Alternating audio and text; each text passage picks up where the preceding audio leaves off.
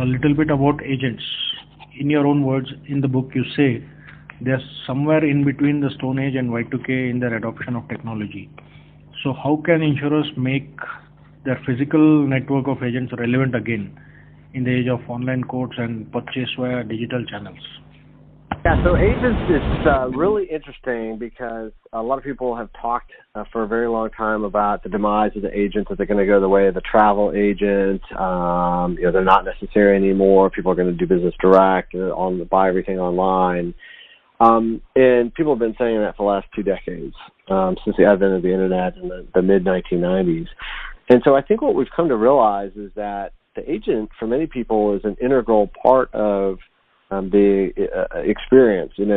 Some people are comfortable going directly with their carrier, but many, many more people rely on an agent, whether that be an exclusive agent or an independent agent, because insurance is so complex.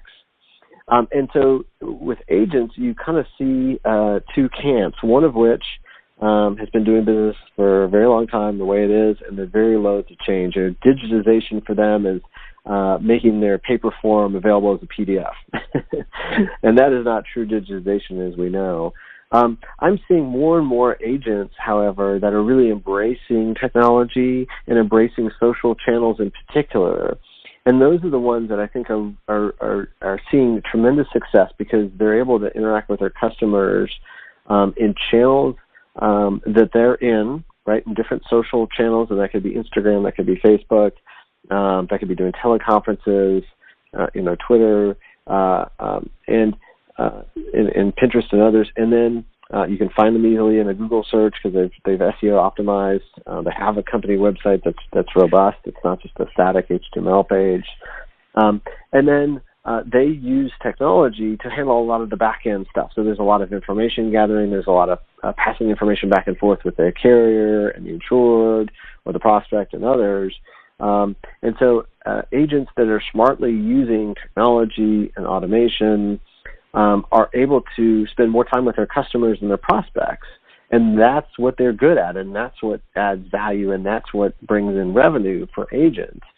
And so, those that are smartly using technology to handle the back office stuff and the automation and some of the more mundane tasks or the things that need to be done, and they absolutely are a critical role of being an agent. But to the extent that they're able to leverage technology to minimize their time that's spent on that, and that's really where the expense part comes in, right? That's just adding expense that's not adding more to a client. So somebody that can do it in an automated fashion versus somebody that's spending 2 hours manually typing it in or transcribing some handwritten thing or a PDF form into a carrier system, that 2 hours isn't adding any value if they could do it in 2 seconds with automation. So I think, for simple lines of insurance, I think in certain countries, it's very fascinating to me that certain countries are very, very comfortable going online and competitive bidding, and there's not necessarily a lot of loyalty to agents or brokers or even carriers. They're very price sensitive, and it's just whoever's the cheapest. And in others, they're heavily reliant on an agent or a broker, or they have a high brand recognition for the carriers because they do a lot of advertising. So it's very fascinating, and this is where I would encourage people to spend some time and look across country boundaries at the way the insurance market works in different countries, because it is very, very different across different countries. And I think there's a lot to learn, even within your home country, if there's a certain way that's traditionally been done. So you kind of need to be mindful of that, convincing everybody else to do business in an entirely different way that they do in a different country isn't going to happen overnight.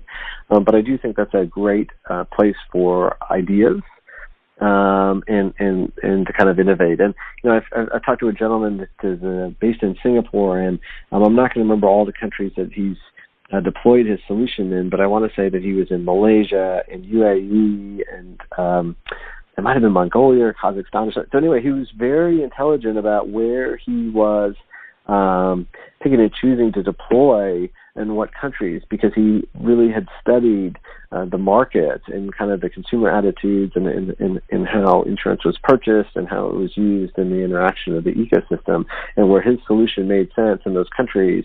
That's what he did. So he wasn't trying to constrain himself to a particular geography or just neighboring countries. he was really kind of picking and choosing which countries he was deploying his solution in.